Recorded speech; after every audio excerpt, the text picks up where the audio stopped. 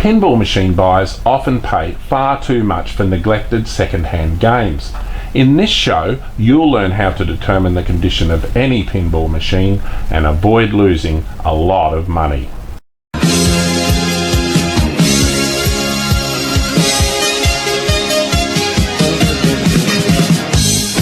Pinball Australia presents the Pinball Expert Show.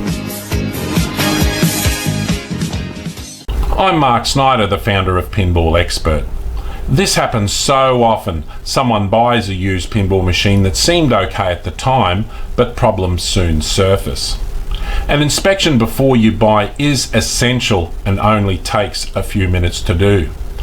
Let's look at things you can check to determine how well a game's been maintained and if it's likely to need any attention soon. We'll start by inspecting the play area of the playfield. Look closely at the rubber rings, especially in hard to access places. Are they dirty, worn, cracked or perished? These here are still reasonably clean, a little dirty, but they're starting to crack and perish. As you can see, they'll need to be replaced soon. Looking elsewhere, you can see this rubber right here, worn very thin, close to breaking, so it's perished and about to break. Here you can see the same thing. If you find rubber rings that are cracked or perished, others will generally be in similar condition. That's why it's important to look at rubber rings in different areas on the playfield, especially the hard to get at places. People will sometimes replace rubber rings that are in easy to get at places, but leave ones that are harder to access. Have a close look at the playfield surface. This particular game is getting quite dirty. Sometimes it can be hard to see. If you look at the return lane here, you can see this pencil line. That's dirt. Now that will clean off, but it's an indication that the game hasn't been cleaned or had any service at all for quite some time.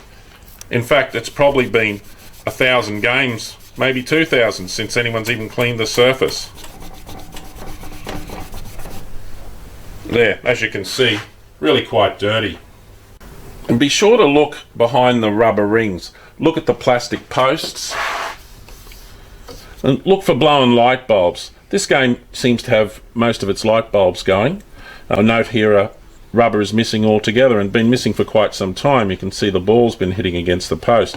If you have missing rubbers, you're going to break plastic posts. So have a good look around for that. Another thing too, if you ever attempt to change rubber rings yourself, you need to make sure the posts are tight, that you can't spin them. If you've got loose posts and you put new rubbers on, you're just going to rip the posts out because the new rubbers have quite a lot of elasticity, and the combination of the new rubber pulling on a loose post and the ball hitting it, it will just tear out of the playfield. Then you've got to fill it, re-drill it and reinstall the post. Some posts just screw into the timber, and some of them have screws that go right through to a metal thread T-nut underneath the playfield. Special attention should be given to the flippers, checking them for wear. Flippers are by far the most active mechanical assembly, and if there are loose or worn out parts, failure is imminent.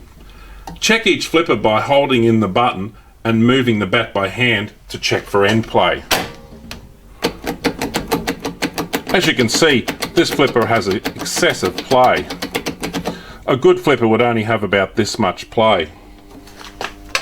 Be sure to check all the flippers. This flipper's even worse, again, with excessive play.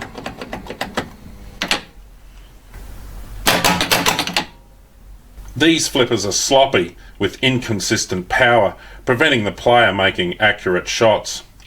No fun at all to play. You can spot excessively worn flippers just by looking closely at the movement when pressing the button.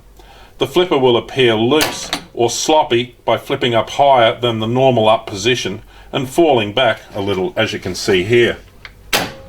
So it actually comes up to here, it's hitting my finger and then falling back.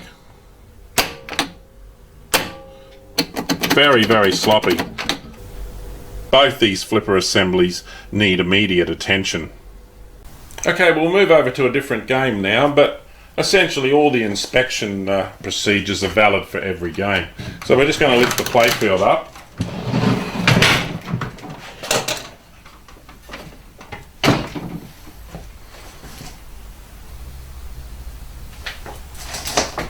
Okay, you want to have a look around for any broken wires. Take your time, have a good look at everything. Switches, coils, lamps. Look around for any broken wires and take your time, don't rush it. Don't be afraid to pull on a couple of wires if you think something's a bit suspect.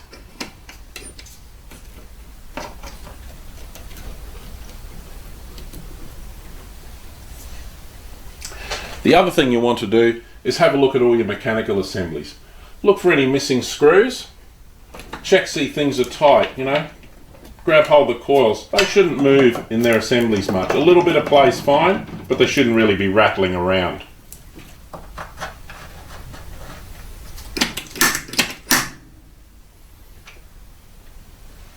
Now when you've had a good look at that, you should always have an inspection of the cabinet as well. Have a look around for any screws or other parts just laying loose in the cabinet.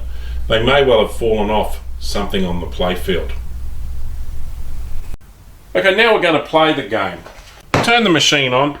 Now remember, this is an inspection. It's not a high score challenge. While playing, you want to look for things that don't work properly, perhaps some targets that don't score, a flipper or a bumper that's weak or intermittent, a lane or ram shot that doesn't score, perhaps some feature lights that you never see come on. Examine everything and look for problems. With the playfield glass removed, you can test things individually by hand too, or you can use the ball. An important thing to do while you're play testing the game is to press both flipper buttons at the same time repeatedly, like this.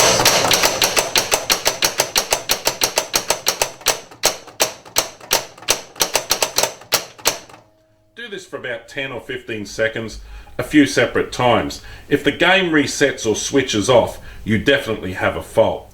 Also, if any flippers either stick or don't move sometimes, you have a problem too that will need attention.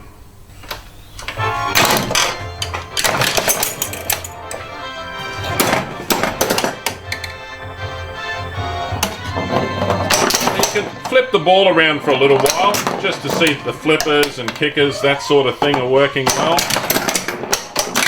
But don't spend too much time flipping it.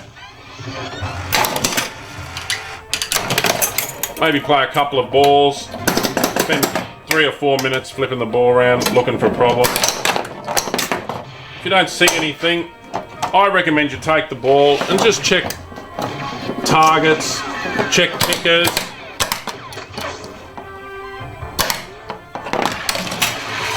Check your ramps register when the ball goes up.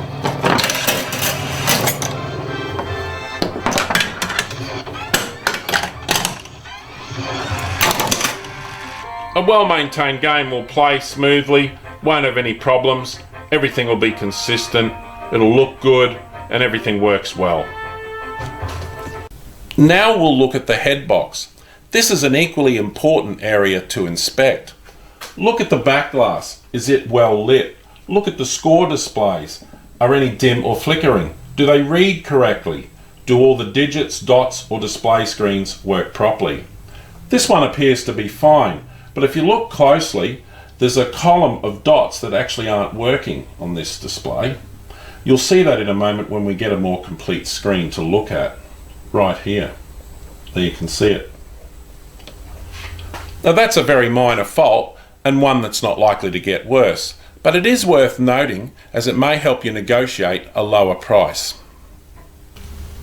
Open the coin door and look for the key hanging inside on a hook. This key unlocks the head box. You may also find the key hanging inside on the left-hand side of the cabinet wall or in the corner directly opposite the leg bolts, either on the left or right-hand side. Some people do leave the key in the bottom of the cabinet, so have a look around there. If you can't find the key, that's a definite problem because you won't be able to get into the head box normally, although sometimes the lock has been removed or disabled. So try and unlock the head box without a key. But if you can't get inside, that's a definite concern because an inspection inside the head is very important. Now we're going to open the head box and inspect the circuit boards. Before you do that, unplug the machine so there's no power going to it. Now take the key you retrieved from the door and insert it in the lock, then turn. You will find the lock in different places on other games, so have a look around either the sides, in the middle here of course, on top, or here in the centre on the new Stern pinballs for the lock. Once you've unlocked it, lift the back glass up by the lift channel at the bottom, pull it out and lower it down slowly and carefully and set it aside somewhere safe. Next, lift the latch on the insert door and swing it open. Not all games will have this door. Again, the new Sterns don't, they've abolished that. But most older games have some sort of door there with score displays or lights on it and a latch to release it. Early Bally's actually have 2 latches.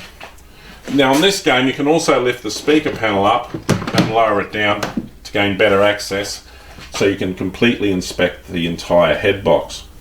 Now look around at all the connectors, look for any burnt or black connectors, any broken wires, anything that looks out of the ordinary.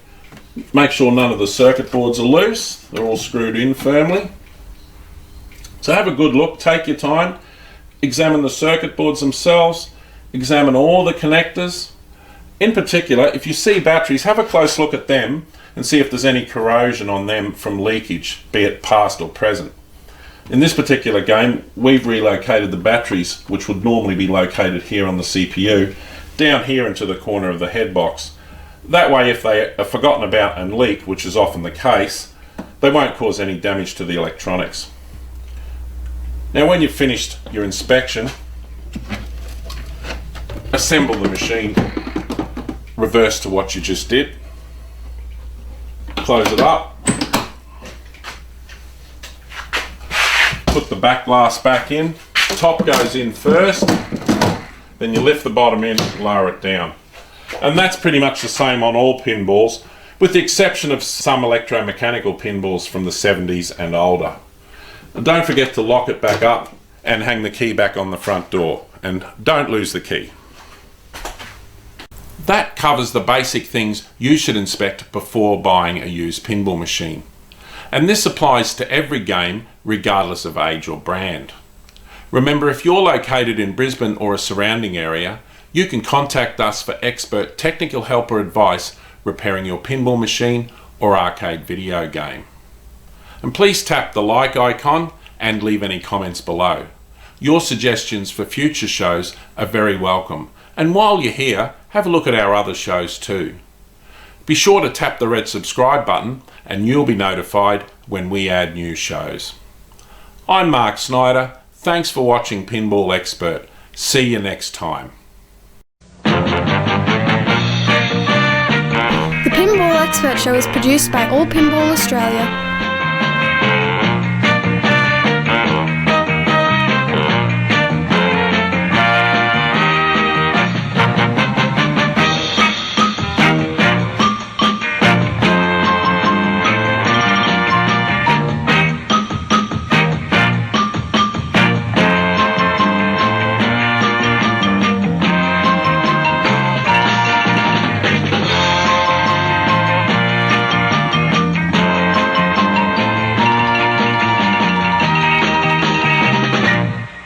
Can we play it now?